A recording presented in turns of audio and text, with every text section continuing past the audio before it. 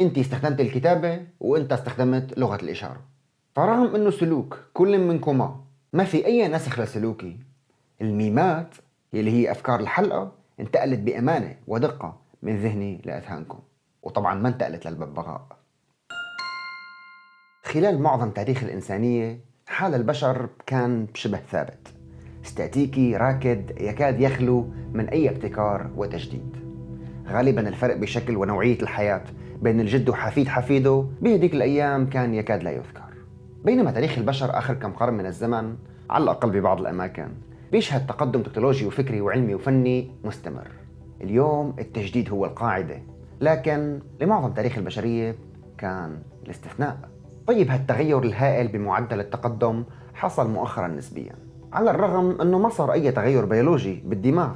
ما في أي طفرة جينية حديثة أدت لهالتغيير، بل يلي حصل كان على المستوى الثقافي أو الميمي أو الميماتي، وهذا الشيء تناولناه بتفصيل بسلسلة الميمات والمجتمعات الديناميكية والاستاتيكية. بس ما هون المسألة هي إذا بمعظم تاريخنا الطويل كجنس بشري بالعموم ما استخدمنا قدرتنا على الإبداع بابتكار أشياء جديدة، كيف تم اصطفاء الكرياتيفيتي الإبداع أو يعني بذور الإبداع عند أسلافنا؟ شو السبب يلي خلى جينات الإبداع تنتشر؟ إذا ما في أي تجديد وابتداع لأفكار جديدة، شو الأفضلية التطورية يلي بقدمها الإبداع؟ هذا اللغز رقم واحد بحلقتنا اليوم. هلأ ربما فورا خطر لذهنك شوية مقترحات لحل اللغز. يمكن المبدعين كان احتمال نجاتهم أكبر، أو والله باصطفاء جنسي بناء على بعض المؤشرات من حلقة ريبوست بعنوان الذكاء سكسي. بحلقة اليوم رح نطرح حل هاللغز من منظور العالم والفيلسوف ديفيد دويتش، يلي بيشوف انه المقترحات البسيطة المباشرة ابدا ما قادرة تقدم التفسير والحل المناسب، ويلي بيشوف كمان بانه في لغز اخر مرتبط بشكل وثيق مع لغزنا الاول. مثل ما حذرت حلقتنا اليوم من العيار الدسم جدا، فيستحسن تروح جيب ركوة القهوة من المطبخ وبعدين ترجعها محلها وتجيب بدلها ابريق الشاي وتعمل الفيديو فول سكرين. وانا اسمي جابر وانت عم تحضر ريبلز، قناة تحترم انه عندك عقل وانك بتحب تشغله. اذا كنت جديد هون وبتحب هالمواضيع اشترك بقناة، زر السبسكرايب تحت زر اللايك بشوي، واذا مشترك سلفا بذكرك باني بشتغل على هالفيديوهات لوحدي ومتفرغ للقناة كليا بفضل دعم نسبة صغيرة من المتابعين على باتريون واليوتيوب. فاذا شايف القناة عم تقدم لك فايدة وتتمناها تستمر، اضغط على الكارت بالزاوية من هون لتدعمها على باتريون، او اعمل جوين هون على اليوتيوب، زر الجوين جيم، زر السبسكرايب. روابط الدعم بوصف الفيديو مع المصادر كالعادة، ونشرة الفيديو دعم مجاني مشكور جدا، وشكرا لاهتمامك. وخلينا نبلش.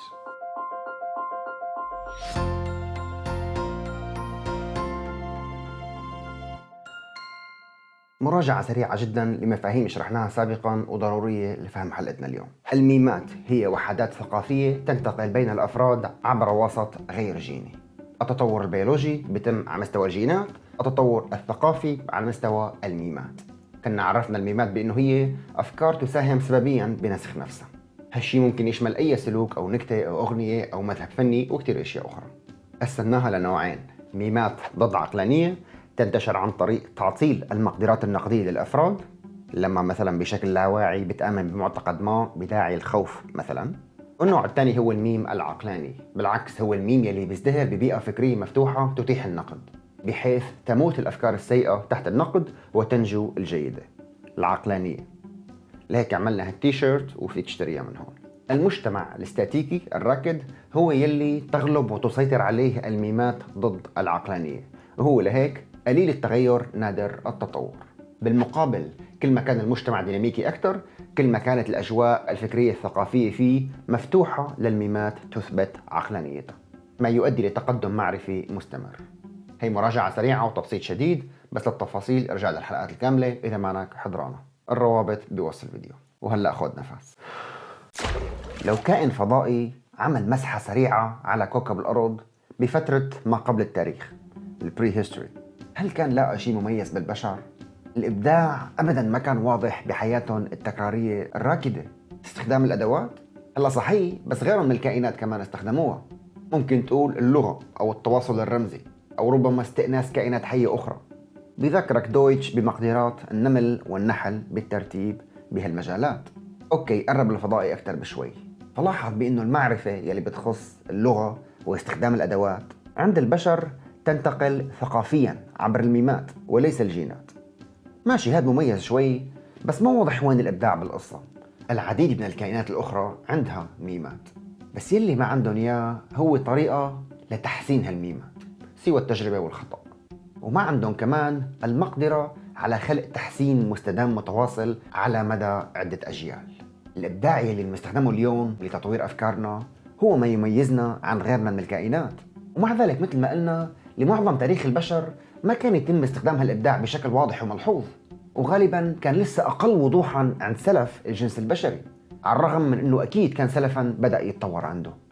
جدير بالذكر هون أنه تطور الإنسان الحالي من أسلاف وأشباه القردة تم بسرعة كبيرة نسبيا بمقاييس التطور الجيني، يعني معناها صفة الإبداع أو بدايات صفة الإبداع عند الأسلاف كانت عم تعطيهم أفضلية كبيرة كتير مقارنة بالأفراد غير الحاملين لها الصفة، رغم عدم تسخيرهم إلها بالابتكار. كيف صار هالشي بالضبط؟ تعال نحاول نحل هاللغز. سيناريو: الأفراد اللي كان عندهم إبداع قدروا يعملوا أسلحة أفضل ساعدتهم بالنجاة، أو بإنهم يصطادوا ويأمنوا غذاء أفضل من غيرهم. لو كان فعلا الأمر كذلك لكننا شفنا بشكل واضح بالسجلات الحفرية آثار هالأدوات سريعة التطور بين الجيل واللي بعده. لكن هالشي ما صار. واضح إنه الأسلاف استخدموا الإبداع بشكل مستمر من أجل شيء ما غير الابتكار. شو هو هالشي؟ بيجوز لجذب الشريك والقصة قصة اصطفاء جنسي؟ بنظر ديفيد دويتش هالشي مستبعد. الإبداع صفة معقدة كتير، فغالبا تطورها أصعب وأكثر تعقيدا من مجرد لون أو شكل لعضو جسدي معين. أثناء تقييم الشريك صعب كتير تقييم الفروقات الجينية الصغيرة بصفة الإبداع، خصوصا بأنه ما عم يتم استخدامه لأغراض عملية. بذكرنا دويتش أنه حتى اليوم إذا حضرت مسابقة فنية مثلا صعب تقييم الفروقات الجينية بالإبداع بين المشاركين، كونه هالفروقات راح تضيع بزحمة عوامل أخرى كتيرة تؤثر على أدائهم. طيب بلكي الأفراد الأكثر إبداعاً كانوا يحصلوا بفضل هالشي حالة اجتماعية أعلى، يعني higher social status، وهذا بدوره يؤدي لجذب شركاء جنسيين أكثر، وبالتالي انتشار جينات صفة الإبداع بسرعة.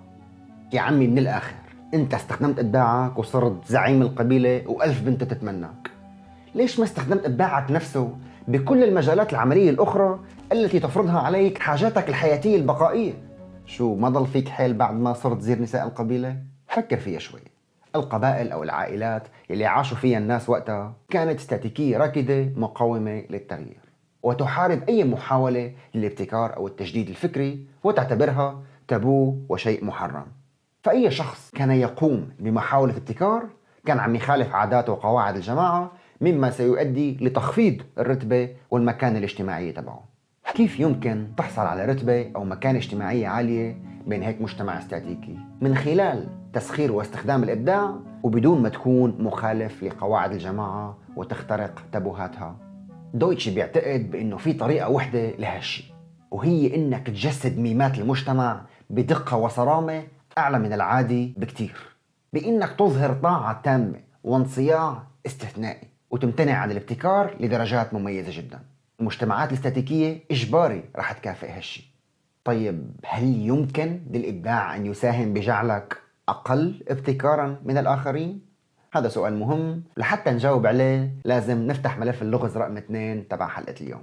اللغز رقم 2: كيف ينسخ المعنى؟ الفرق في نسخ الميمات بين البشر والحيوانات الأخرى. بعض الكتاب المهتمين بموضوع الميمات بيوصفوا عملية نسخ الميمات على أنها تقليد أو محاكاة imitation. بس دويتش بيذكرنا بأنه الميم فكرة، والفكرة لا ترى.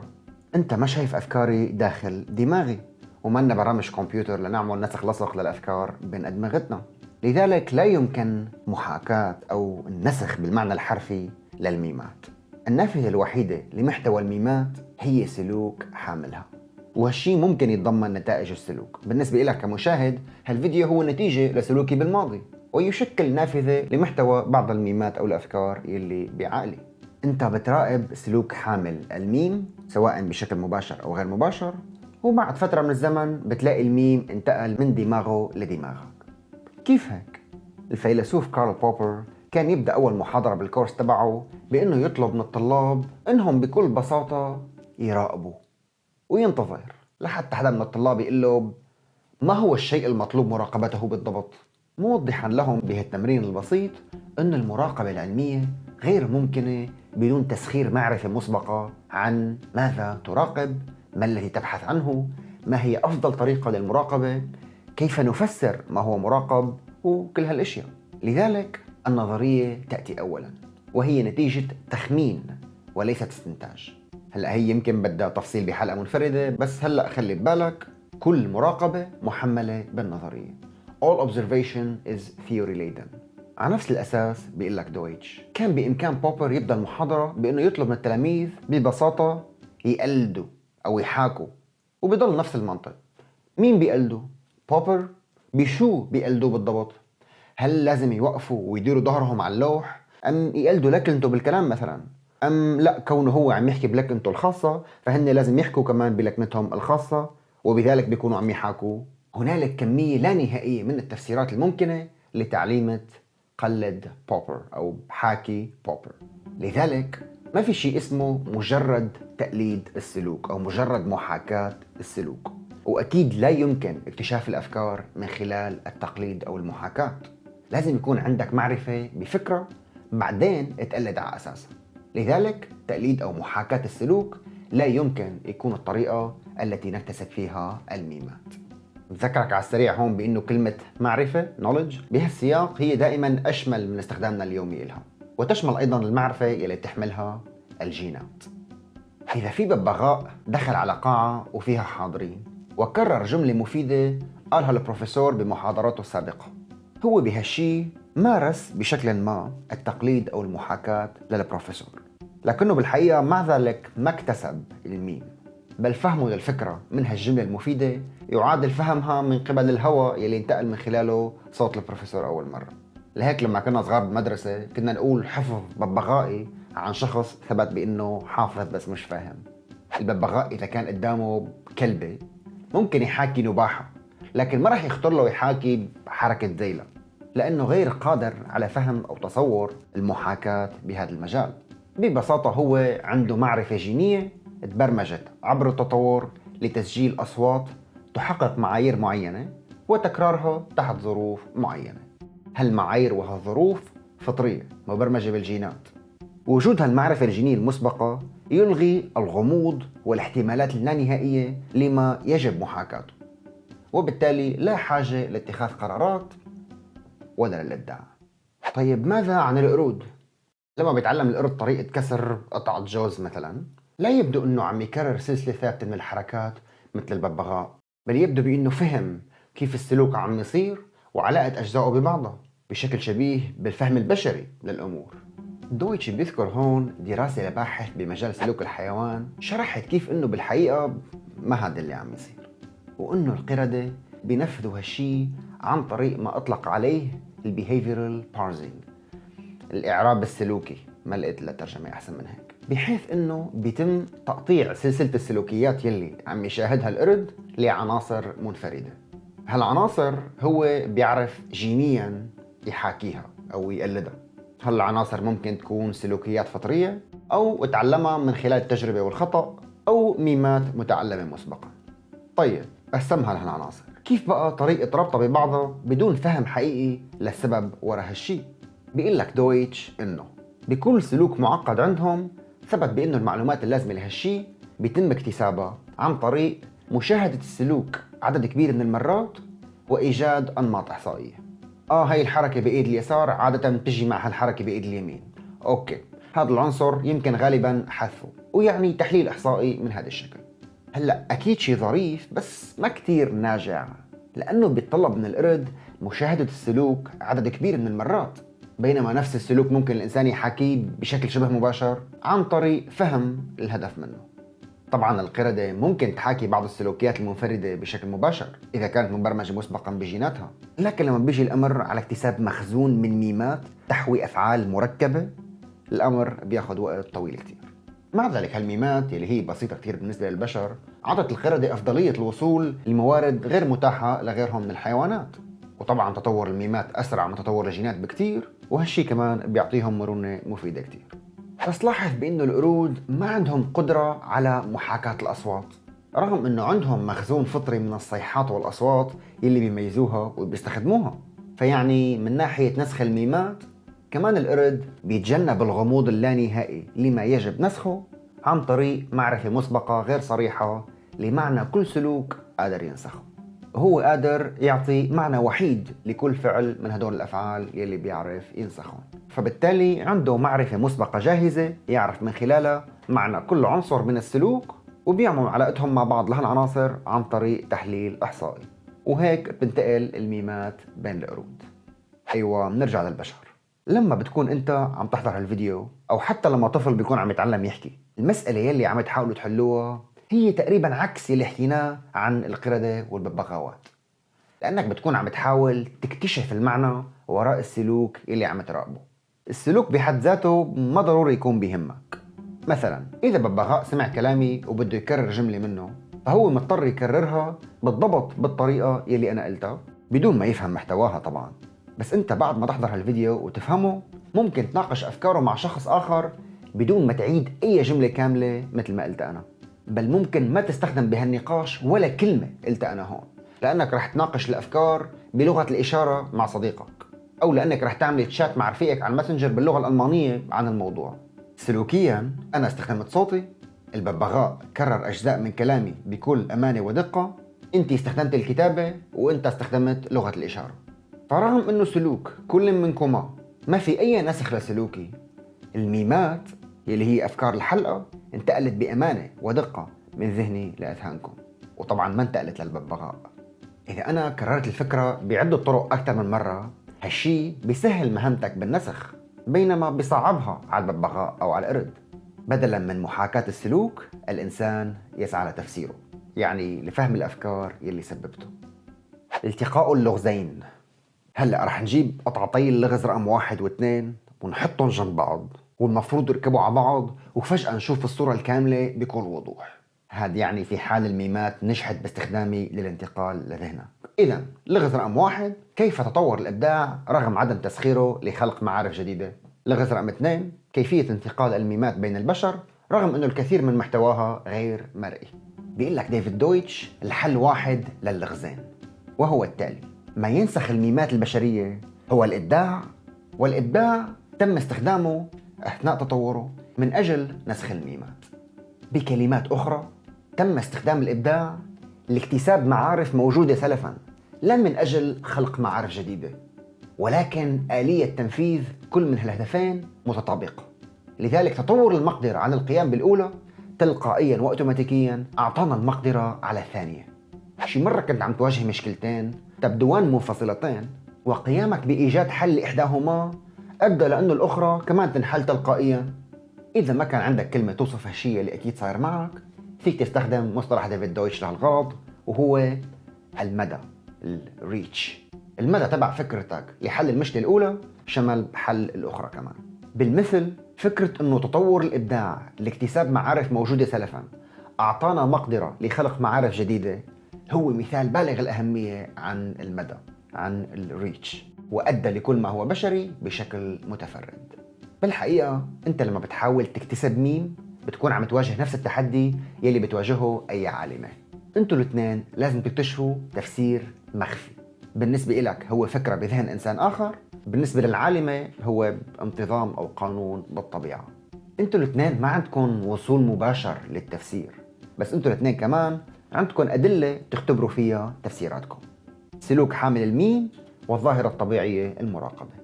انتقال الميمات من النوع البشري، يعني الميمات يلي معناها ليس معرف مسبقا عند المستقبل، لا يمكن أن يكون سوى عملية إبداعية من قبل المستقبل. بشكل شبيه بالنظريات العلمية، هي تفسيرات تخمينية تتعرض للنقد والاختبار ثم يتم تبنيها على نحو غير قاطع. بيقول لك دويتش القدرة العامة اليونيفرسال تبع البشر على إيجاد تفسيرات للأشياء بالأصل لم تتطور من أجل تحقيق غرض عمومي، وهالشي صار من قبل بكتير قفزات للعمومية. وإذا ما بتعرف مصطلح القفزة للعمومية Jump to Universality، راح أطلق بآخرة الفيديو بالإند سكرين الحلقة من ريبلز يلي بتشرح الموضوع. وإنما هالقدرة تطورت لزيادة حجم المعلومات الميماتية، يعني كمية الميمات يلي أسلافنا كان ممكن يكتسبوها وسرعة ودقة اكتسابها. وكونه أسهل طريقة أمام التطور لفعل ذلك كانت إعطاء البشر قدرة عامة على التفسير من خلال الإبداع. هذا اللي صار. وهالحقيقة ما بس بتفسر اللغزين المذكورين، بل هي كمان سبب تطور الإبداع البشري بنظر ديفيد دويتش. الخلاصة: عند ما قبل البشر كان في ميمات بسيطة جدا مثل تبعون القردة الحاليين، لكن يمكن بمخزون أوسع بشوي من العناصر السلوكية القابلة للنسخ. وكانت هالميمات عن اشياء عملية مفيدة، وقيمة هالمعرفة كانت عالية تطوريا. هالشي شكل فجوة جاهزة ناطرة أي تكيف ممكن يقلل المجهود اللازم لنسخ الميمات، والإبداع كان التكيف الأفضل لسد هالفجوة. ومع تزايد الإبداع بقى بلش التطور المشترك الكو-إيفوليوشن مع تكيفات أخرى مثل زيادة الذاكرة اللازمة لتخزين الميمات، دقة أكبر بالتحكم الحركي، وبنى عقلية للتعامل مع اللغة وهيك أشياء. كل هاد أدى لزيادة مقدار المعلومات الميمية الممكن تناقلها ولزيادة تعقيد الميمات المتناقلة. هيك تطور الجنس البشري، ولهالسبب تطور بسرعة. بالأول تدريجيا سيطرت الميمات على سلوك الأسلاف، وتطورها مشي باتجاه أمانة ودقة أكبر بالنسخ، مما أدى لتوجه أكبر نحو معاداة العقلانية. هالتطور الميمي كون مجتمعات استاتيكية، ولهيك كل التطورات السريعة بمقدرة الإبداع لم تؤدي لازدياد مماثل بالابتكار. طبعا دائما في شوية عدم دقة بالنسخ، لذلك الميمات مستمرة بالتطور ضمن هالمجتمعات الاستاتيكية، لكن بشكل بطيء جدا بحيث بيكون صعب الملاحظة أصلا. بهالمجتمعات المكانة الاجتماعية تبع الفرد تتضاءل في حال خالف الفكر والعرف السائد، وترتفع عند الانصياع لما تتوقعه الجماعة منه. رضا الكهنة والزعيم والأهل عنه بيحدد حظوظه بالتزاوج والغذاء وهيدي الاشياء، وبالتالي بيحدد مصير جيناته. بس كيف ممكن تكتشف توقعات ورغبات الجماعة منك؟ يعني هن حتى لو أصدروا أوامر مباشرة لا يمكن بأنها تحتوي بشكل صريح وشامل كل تفاصيل رغباتهم وتوقعاتهم. بس كان بإمكانك مثلا تسعى تفهم هالشخص المحترم جدا بالقبيلة ليش قام بفعل معين، وتحاول تحقق نفس الهدف بأفضل طريقة ممكنة، وهيك بترضى عنك الجماعة. وبذلك بتكون استخدمت الإبداع لحتى تنجح بمجتمع استاتيكي، وسخرت الإبداع لتكون أقل ابتكاراً وأكثر انصياعاً للجماعة. أليست مسحة كونية سخيفة؟ الإبداع الذي تطور ليزيد حجم المعرفة التي يمكننا استخدامها، واللي كان ممكن فوراً يفتح تيارات ابتكار مفيدة لا نهائية، منع فوراً من هالشي من قبل نفس المعرفة، يعني من قبل نفس الميمات يلي هالإبداع هو نفسه عم يحافظ عليها. وانحبس الإبداع البشري في براثن الركود والاستاتيكية لحتى إجا عصر التنوير، يلي كان أول محاولة للتحول إلى مجتمعات ديناميكية، محاولة نجحت بالاستمرار وما ماتت مثل المحاولات السابقة من الميني انلايتنمنتس يلي حكينا عنهم بحلقة سابقة. سؤال الحلقة: إذا متابع هالسلسلة من الفيديوهات فأنت بتعرف بأنه ما حدا بيقدر قيمة النقد أكثر من ديفيد دويتش. فسؤال الحلقة اليوم هو: شو اعتراضك على الحجة يلي قدمها؟ حسيت بأي محل فيها إمكانية للتطوير أو حاجة للتدعيم؟ اكتب لي جوابك بالتعليقات. شكرا كثير على وقتك ومتابعتك، والشكر الأكبر كالعادة للداعمين على باتريون واليوتيوب وباي بال. إذا عجبك الفيديو وبتحب تساهم باستمرار القناة اضغط على المربع بنص الشاشة مشكورا لتنضم لحواراتنا الشهرية، وتذكر تفعل جرس التنبيهات لحتى أشوفك بالحلقة الجاي. سلام.